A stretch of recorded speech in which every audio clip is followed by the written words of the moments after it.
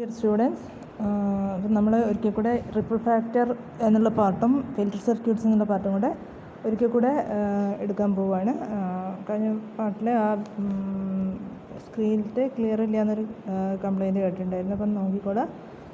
You can read the first line. The output of A rectifier consist of A DC component and an AC component. The AC component is called a ripple. Rectifier output, whether it is a half wave rectifier or a full wave rectifier, the output contains AC and DC components. So that AC components are known as ripples. Then next sentence, in the case of full wave rectifier, the undesired AC component has a frequency double that of the input frequency. Full wave റെക്ടിഫയറിൻ്റെ കേസിലാണെങ്കിൽ നമുക്കറിയാം അതിൻ്റെ ഔട്ട്പുട്ടിൽ വരുന്ന frequency A സിക്കാണ് നമുക്ക് frequency എന്ന് പറയാൻ പറ്റുക. അത് double that of the input ഫ്രീക്വൻസിയാണ്. This is because in each half cycle of the output the A C component has a variation of 1 cycle.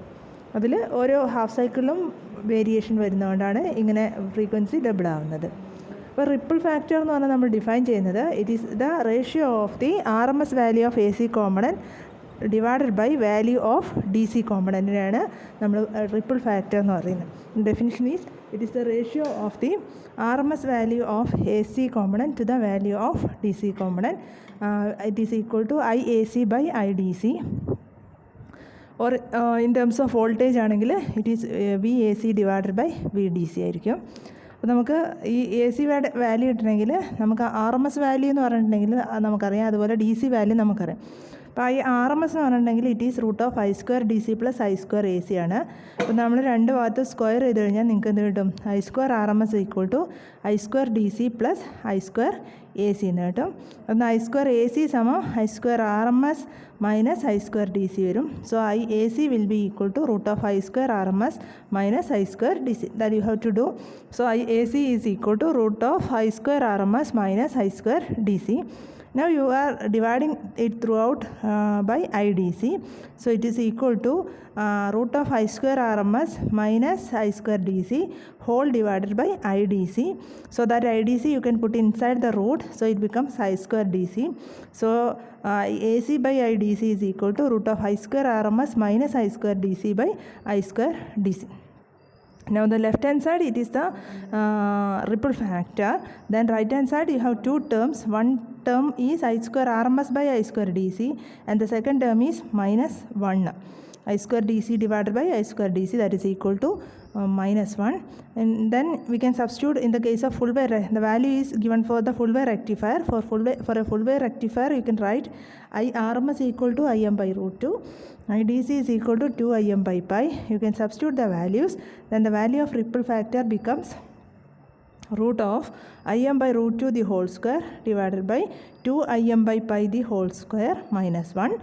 Im square and Im square get cancels. Then 1 by root 2 whole square becomes 1 by 2 divided by 4 by pi square. 1 by 2 divided by 4 by pi square, that becomes pi square by 8 minus 1 under root of pi square by 8 minus 1.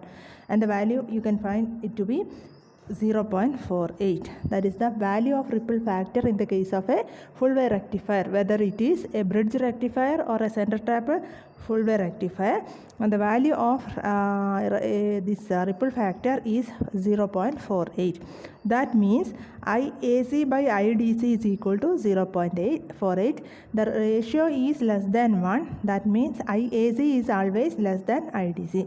That is in the output of a full wave rectifier, the AC component is always less than half of that of the DC components. The AC component value ripple value നമ്മൾ full wave rectifier കേസിൽ അത് വളരെ കുറവായിരിക്കും.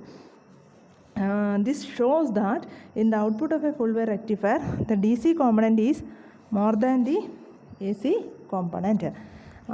As a result, the pulsation in the circuit will be less and is commonly used for conversion of AC into DC.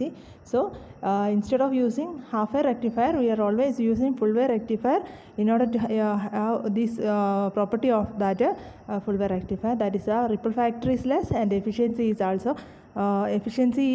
greater. efficiency is greater, ripple factor should be less for a good rectifier.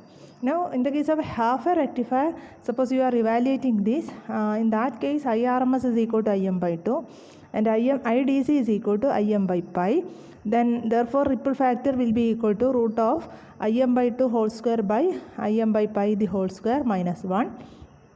So, that is equal to Im square get cancels 1 by 4 by 1 by pi square, that is pi square by 4 minus 1, root of pi square by 4 minus 1, and the value is found to be 1.21. That means the ratio is greater than 1 means the output of the DC, this half wave rectifier contains more AC components than DC components. So it is not a good rectifier. The ripple factor is greater than 1.21, greater than, the ratio is always the AC component is far greater than that of the DC components.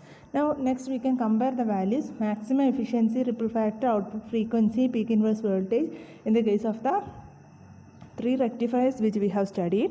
The first one is half wave, second one is center tap full wave, and the third one is bridge type. Then maximum efficiency,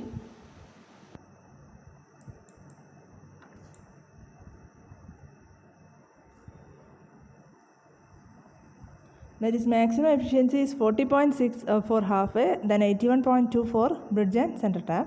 Ripple factor is 1.21 for half wave and 0.48 for center tap and bridge.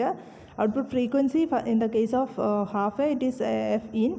Then for center tap and bridge rectifier it is 2 times F in. Then peak inverse voltage it is Vm for half wave, and center tap full wave it is 2 Vm, and bridge type it is Vm. So out of the three, suppose we examine the three types of rectifiers, the best one is the bridge type rectifier. So because here efficiency is high, ripple factor is high, then ripple factor is low, then peak inverse voltage is also low, then output frequency that is a quantity which is only